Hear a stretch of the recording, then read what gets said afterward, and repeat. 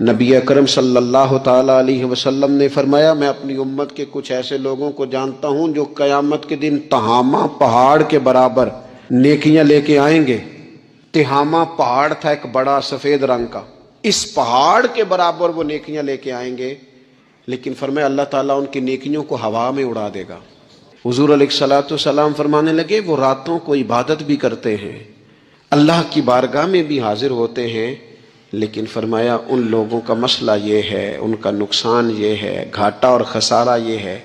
کہ جب وہ اکیلے ہوتے ہیں تو رب کی حرمتوں کو پامال کرتے ہیں، دین کی حدوں کو توڑتے ہیں، تنہائیوں میں رب کی نافرمانی کرتے ہیں۔ نتیجہ کیا نکلتا ہے کہ وہ جو لوگوں کے بیچ نیکیاں کی ہوتی ہیں، نمازیں پڑھی ہوتی ہیں، عبادتیں کی ہوتی ہیں، صدقات کی ہوتے ہیں، وہ بھی ضائع ہو جاتے ہیں۔ اگر یہ لوگ اپنی تنہائی پاک کر لیں تو ان کی باقی ساری عبادتیں بھی محفوظ ہو جائیں گی۔